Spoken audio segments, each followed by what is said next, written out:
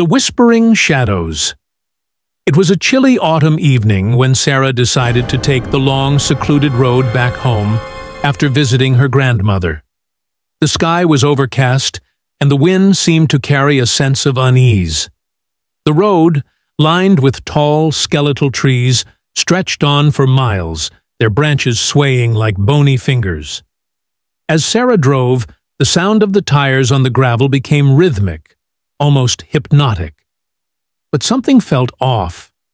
Every so often, she caught glimpses of movement in the corner of her eye, shadows darting between the trees, too quick to make out.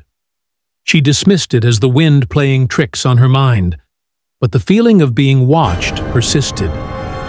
After a while, the road began to wind up a hill, and Sarah noticed an old, decrepit house perched on the ridge.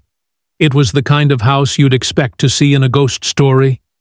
Overgrown with ivy, windows cracked, and the roof sagging as if it was struggling to stay intact. The house had always been there, but tonight it felt different. The lights flickered, as though someone had just turned them on. A chill ran down Sarah's spine. She quickened her pace, but as she neared the crest of the hill, the air grew heavier, almost suffocating. Her headlights flickered briefly, plunging the world into darkness before they returned to normal. And that's when she heard it, the faintest whisper. It was a voice, too quiet to understand, but it sounded as though it was right next to her. Sarah. She froze, her heart racing. She glanced nervously at the empty passenger seat, then out the window. No one was there. Sarah. The voice was clearer now, more urgent, but still distant. She slammed her foot on the gas, eager to get past the old house. But as she passed, something caught her eye. Movement in the upper window. A figure stood there, barely visible through the cracked glass. It was tall, thin, with hollow eyes and a crooked smile. Sarah's breath caught in her throat. Her hands gripped the steering wheel so tight that her knuckles turned white.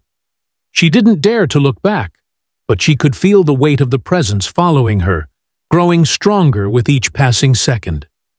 The whispers came again, louder this time, as though they were coming from all directions. Her car swerved slightly, the road narrowing into a winding path. As she looked ahead, a figure appeared in the middle of the road. A pale, gaunt woman in a tattered white dress, her hair long and matted.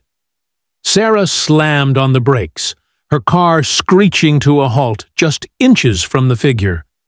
The woman slowly turned her head, her eyes black as the void.